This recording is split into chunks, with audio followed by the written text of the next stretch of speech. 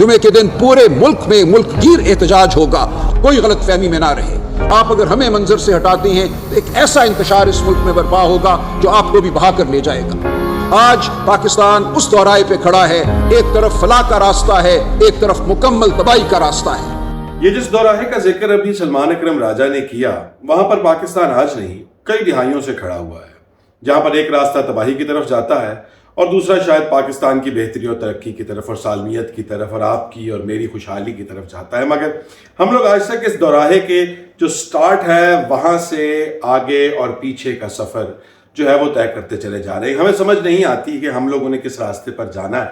पाकिस्तान के अंदर इस वक्त पाकिस्तान के जो नायब वजीर आजम हैं इसहाक डार साहब, वो ये कहते हैं कि IMF तो ये चाहता था कि पाकिस्तान डिफ़ॉल्ट कर जाए, लेकिन पाकिस्तान का मसला मईशत इस वक्त नहीं। पाकिस्तान का मसला ये है कि आप 7 बजे के अलावा 10 बजे क्यों जलसा ख़त्म करके लेट कैसे हो गए, उस मुल्क में जहां पर आज तक ना तो कोई प्रेस कॉन्फ्रेंस, ना ही कोई हुकूमती मीटिंग, ना किसी की शादी, ना किसी की मौत, ना किसी का जनाजा कभी टाइम पर हुआ है। बल्कि हमारा तो ये एक कौमी निशान है कि हम लोग हर चीज़ हर जगह पर लेट हुआ करते हैं। वहाँ पर हज़ारों लोगों के हवाले से एक जो गैदरिंग थी, एक गट था, एक जलसा था, उस पर 3 घंटे लेट होना इस मुल्क का मसला है। ये मसला नहीं है कि IMF से वो एड जिसकी वजह से, वो कर्जा जिसकी वजह से उस मुल्क के चलने या ना चलने का फैसला होना है वो मिलेगा या नहीं।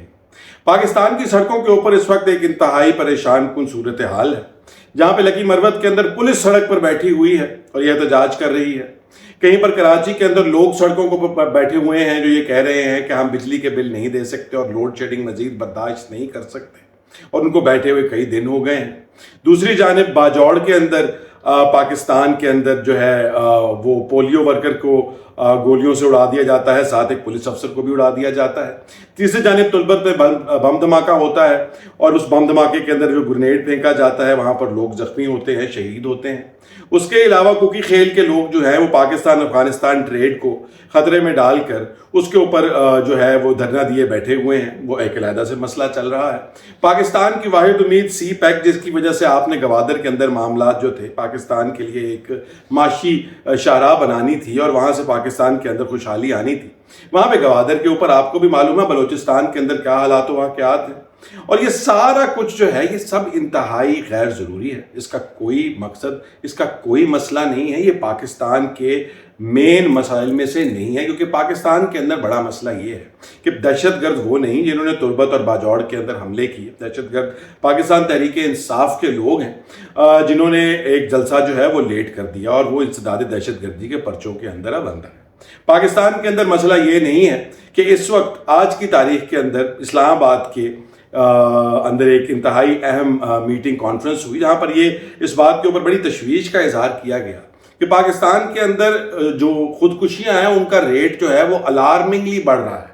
जहाँ पर 2011 के अंदर पाकिस्तान के अंदर टोटल 109 जो थी वो खुदकुशियाँ हुआ करती थी, इस वक्त वो फिगर 4000 के करीब से भी ऊपर जा रहा है, जिसके अंदर से 62% मर्द हजरात हैं। क्योंकि उसके अंदर मेजॉरिटी मर्दों की इसी वजह से है क्योंकि फाइनेंशियल हालात मुल्क के ऐसे हैं कि वो लोग अपनी ज़िंदगी के अंदर स्ट्रेस की वजह से ये सारा बर्दाश्त नहीं कर पा रहे। मगर ये भी पाकिस्तान का मसला नहीं है। पाकिस्तान का मसला ये है कि एक वज़ीर आला KPK ने जलसे में खड़े होकर एक ऐसा जलसे में जो उन लोगों के मुताबिक जिनको एतराज़ है उस तकरीर पे, उस जलसे में लोग ही नहीं थे, वो जलसा नाकाम था। तो हमारा मसला ये है कि उसने क्या कहा। आज उस सारे के ऊपर से भी आहिस्ता आहिस्ता ढक्कन खुल रहा है। KP असेंबली के अंदर जो तकारीर हुई, मैं उसकी डिटेल में नहीं जाना चाहता, वो आप खुद जाकर ट्विटर पर या कहीं और देख लें कि वहाँ पर क्या करारदाद पेश हुई और वहाँ पर किन किन अफसरान के हवाले से जो है वो कोर्ट मार्शल की जो है वो डिमांड की गई है। मगर ये सब कुछ पाकिस्तान के अंदर हमारे मसाइल का सबसे जो मेन फोकस है वो इस वक्त पाकिस्तान तहरीक इंसाफ है। चाहे वो माशी मसला हो, उसकी कसूरवार पाकिस्तान तहरीक इंसाफ है, चाहे वो पाकिस्तान की सिक्योरिटी और सलामती का मसला हो, वो उसकी वजूहात पाकिस्तान तहरीक इंसाफ है। हमारे बॉर्डर के ऊपर अफगानिस्तान के साथ जो मामला चल रहे हैं उसके ऊपर मजीद तफसीलात अभी आ रही हैं, वहाँ भी झड़पें चल रही हैं, वो भी हमारा मसला नहीं, क्योंकि दहशतगर्द पाकिस्तान तहरीक इंसाफ के लोग हैं, उनके खिलाफ पर्चे होने, उनको पकड़ना जो है वो इंतहाई अहम और इंतहाई ज़रूरी है। और सबसे ज़्यादा जो एक जिसे कहते हैं कि रूट कॉज है मसलों का वो है। इसलिए हमारा फोकस उसी पर रहना चाहिए और है। آج عمران خان کی جانب سے دیا ہوا میسج جو ہے، میں نے کل آپ کو اپنے ولاگ میں بتایا بھی تھا کہ عمران خان صاحب نے جو کہا ہے کہ ہمیں دھوکہ دیا گیا اسٹیبلشمنٹ سے، تو اس کے پیچھے یقیناً یہ بات ہے کہ ان کو کچھ ایشورنسز دی گئی تھیں جس کی وجہ سے انہوں نے یہ جلسہ جو ہے اس کی کال دی اور یہ سارا کچھ ہوا، مگر انہوں نے کہا کہ ہمیں دھوکہ دیا گیا، اور اس کی تفصیلات علیمہ خان نے اس ٹویٹ کے اندر جو یہ آپ دیکھ سکتے ہیں اس کے اندر انہوں نے بیان فرما دی ہیں. Finally the cat is out of the bag. اور بات یہ ہے کہ انہوں نے بالکل وہی باتیں کی جو میں نے آپ کے ساتھ کل شیئر کی تھی کہ ہمیں یہ کہا گیا تھا کہ ہمارے لوگوں کو ہمیں جلسہ کرنے کی پوری اجازت دی جائے گی، ہمارے لوگوں کو نقصان نہیں پہنچایا جائے گا، کسی قسم کی کوئی غیر ضروری جو ہے وہ کارروائی نہیں کی جائے گی، لوگوں کے اوپر جو ہے وہ شیلنگ نہیں ہوگی، راستے بند نہیں کیے جائیں گے. مگر یہ سب کا سب بالکل ویسے ہی ہوا، وہ تمام وعدے، وہ تمام چیزیں. اور خان صاحب نے تو یہاں تک کہا کہ میرے پیر پڑ کے بس وہ گڑ گڑا رہے تھے کہ آپ جو ہیں یہ جو 22 والا جو کیا کہتے ہیں، جو انہوں نے 22 کی ڈیٹ دی تھی 22 اگست کی، وہ اس کو آپ ڈیلے کر کے 8 ستمبر پر لے جائیں تو ہم آپ کی ساری باتیں مان لیں گے. مگر وہ ان کے ساتھ دھوکہ کیا گیا. یہ بھی انہوں نے کہا، انہوں نے کہا اسی وجہ سے کہ آپ کے ساتھ بات چیت اب مزید نہیں ہو سکتی، کیونکہ کسی کے ساتھ بھی بات چیت کرنے کے لیے انتہائی ضروری ہوتا ہے کہ کم از کم وہ اپنی بات کا مان رکھے، اور چونکہ آپ کی بات کا مان آپ نے نہیں رکھا، اس لیے اب آپ کے ساتھ بات چیت کرنے کا کوئی فائدہ نہیں. اب یہ سب کا سب تو جو ہے اب کلیئر ہو گیا ہے کہ پاکستان کے اندر ایک ٹکراؤ کی سیاست جو ہے وہ اب آگے کی طرف جاتے ہوئے نظر آتی ہے. اس کے اندر ایک آپ کہہ لیں فاختہ کا رول ادا کرنے کے لیے آج بلاول بھٹو زرداری صاحب نے بھی تقریر کی.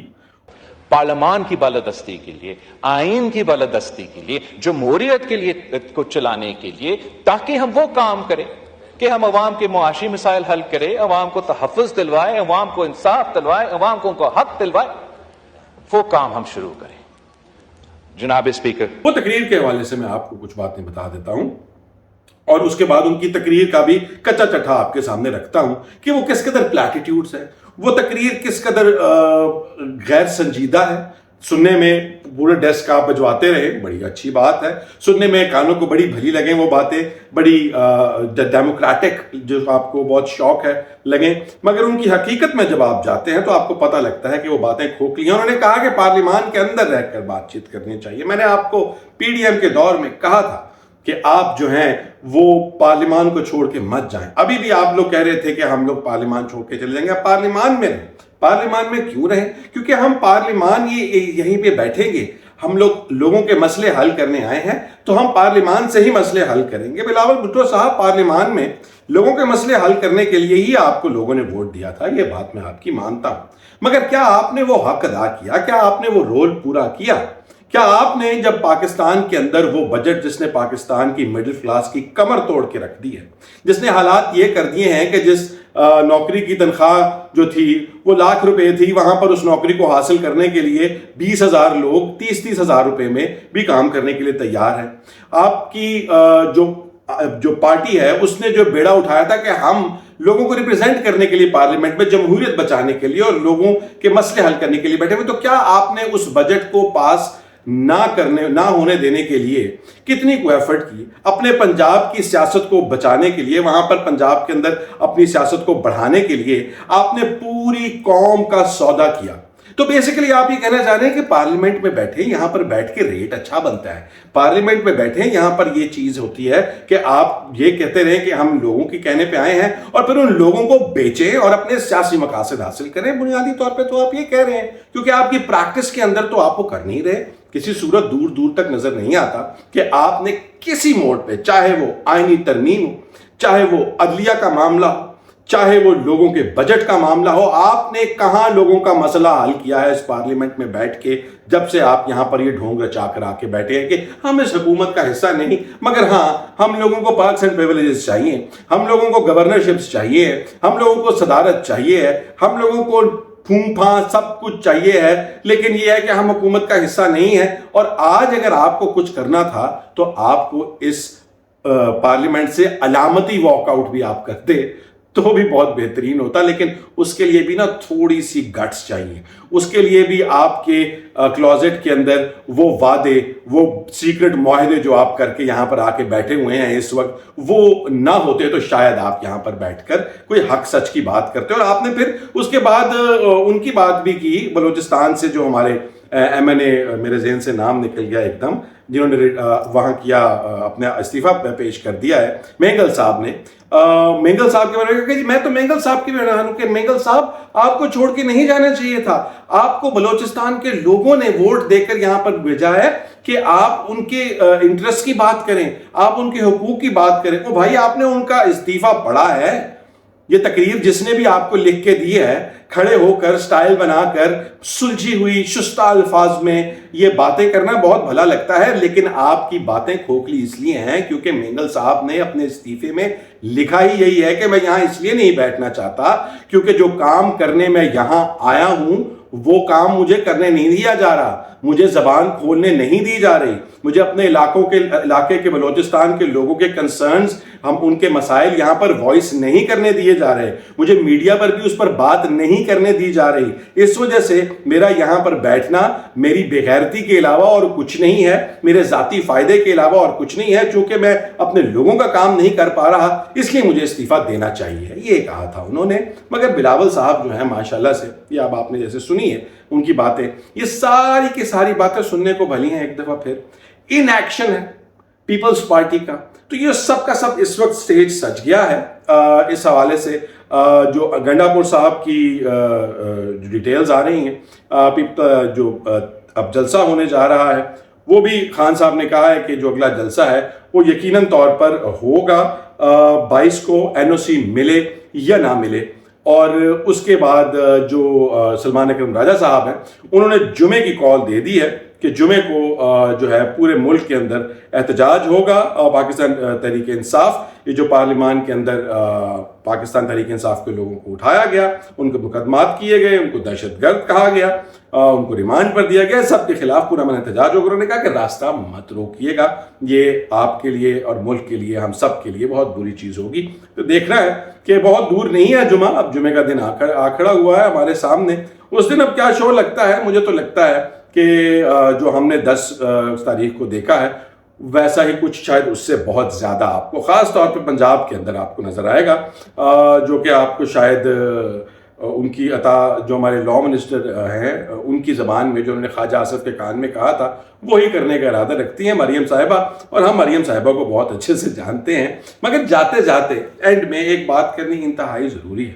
آج علی محمد خان نے پارلیمنٹ میں کہا کہ ہم لوگوں نے اپنے پارلیمانی ساتھیوں کو پروڈکشن آرڈرز کے تھرو پارلیمنٹ میں بلانے کی بات کی تھی، مگر وہ ہماری بات پوری نہیں ہوئی.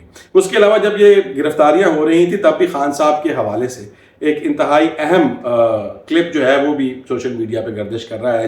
جب ان کی دور حکومت میں اس طرح کا واقعہ ہوا تھا تو اس بات پر ہنس رہے تھے. تو پاکستان تحریک انصاف کے لوگوں کو بھی یہ بات یاد کرنی چاہیے کہ جب پاکستان مسلم لیگ نون وغیرہ اور یہ پیپلز پارٹی والے جو تھے یہ اپوزیشن میں تھے تو یہ پروڈکشن آرڈرز کہا کرتے تھے مگر پروڈکشن آرڈرز نہیں ملا کرتے تھے. تو اب یہ سارے ایک مل سے، اسی فیکٹری سے اسی ڈگر سے گزر کے جا رہے ہیں. امید بھی کی جاتی ہے کہ پاکستان تحریک انصاف والے جو ہیں وہ اس سب سے سیکھیں گے اور پاکستان کی تاریخ شاید اس جس ڈگر کی میں آپ کو بات کر رہا ہوں اور سلمان اکرم راجہ جس کی بات کر رہے تھے کہ جس دوراہے پہ ہم لوگ کھڑے ہوئے ہیں کہ یا تو ہم تباہی کی طرف ہیں اور یہاں ہم سالمیت کی طرف ہیں، تو امید کرتے ہیں کہ ہم لوگ وہ تمام چیزیں جو ہمیں تباہی کی طرف لے کے جاتی ہیں، وہ چیزیں چاہے اسٹیبلشمنٹ لے کے جاتی ہو، حکومت لے کے جاتی ہو یا سیاسی پارٹیاں لے کے جاتی ہوں، وہ اپنے تجربات سے سیکھیں، اپنے تجربات سے اپنی اصلاح کریں اور شاید یہ ہم اپنا راستہ جو ہے وہ اصلاح کی طرف، ترقی کی طرف اور آپ کو میری خوشحالی کی طرف لے کر چلیں.